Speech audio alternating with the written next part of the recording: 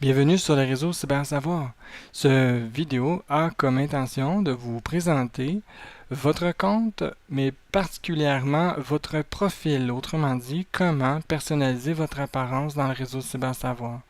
Donc, premièrement, lorsque l'on veut faire ça, on va cliquer sur Mon compte et on va cliquer sur Modifier le profil. Donc, la modification du profil est une étape qui vous permet de renseigner le même formulaire que vous avez complété lorsque vous vous êtes inscrit.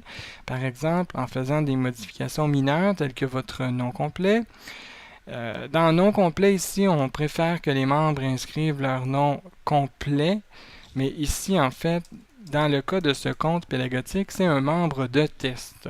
Donc, voilà.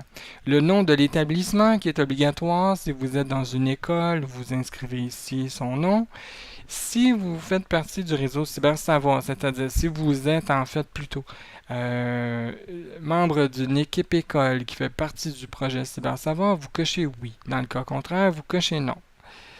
L'ordre d'enseignement de l'établissement, s'il y a lieu, vous sélectionnez un des éléments qui est ici. Si, par exemple, j'aurais oublié un ordre d'enseignement, vous avez qu'à m'en faire part.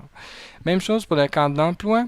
Donc, on choisit le cadre d'emploi. Donc, dans le cas de cet utilisateur, il n'y a aucun cadre d'emploi. Je vais choisir Autre et préciser dans le champ ici que c'est en fait un membre de test et qui n'a aucun emploi. Bureau ou service, téléphone, adresse Internet et Twitter, ça vous appartient de renseigner, savoir si vous faites partie d'un bureau ou d'un service. Si vous voulez qu'on vous rejoigne avec le poste téléphonique de votre école, vous pouvez tout simplement écrire le numéro du standard téléphonique de la secrétaire de votre école. Adresse Internet, si vous avez déjà une adresse sur un blog web ou encore un site Internet. Et votre compte Twitter, si vous en possédez un. Une fois que c'est fait, vous enregistrez les modifications et ça met à jour votre profil. L'autre élément qui est intéressant lorsque l'on met à jour notre profil, ça peut être de changer l'avatar qui nous représente. Par exemple, on clique sur le lien ici, changer d'avatar. L'avatar, c'est l'image qui nous représente à la grandeur du réseau Cybersavoir et qui permet aux gens de nous reconnaître et de nous identifier facilement.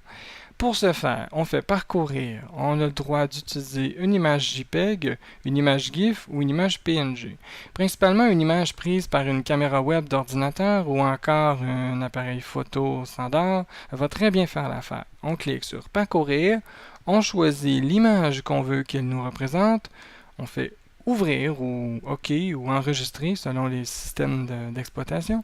Et en cliquant sur télécharger à droite du bouton parcourir, on nous amène dans une fenêtre avec un petit rectangle pointillé et des carrés de redimensionnement pour pouvoir en fait retailler l'image qu'on veut choisir afin de nous représenter. Et tiens, ici juste, je vais prendre uniquement mon visage et je fais donc retaillage. On voit ici la fenêtre d'aperçu, on peut s'en servir comme guide. Retaillage.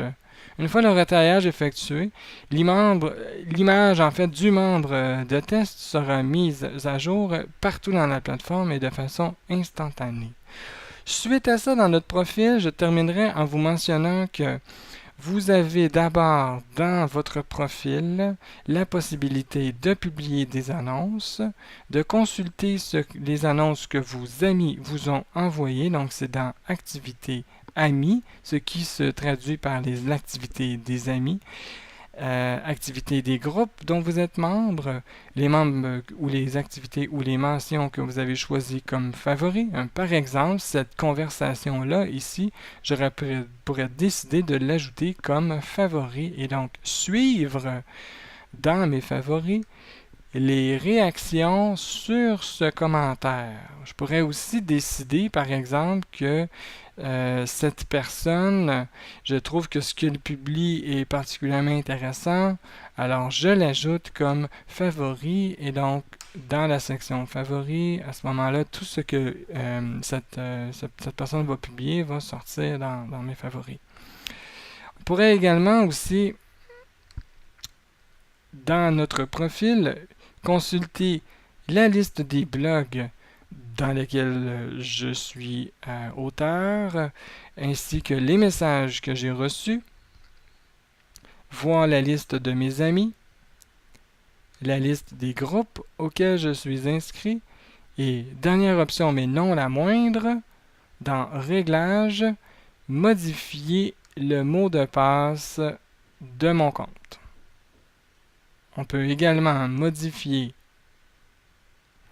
ou insérer plutôt un identifiant d'un compte Flickr ou un code d'une vidéo YouTube. Par exemple, si vous voulez vous présenter et que vous avez placé une vidéo YouTube, vous pouvez donc coller le numéro du code qui est situé juste à côté du V égale.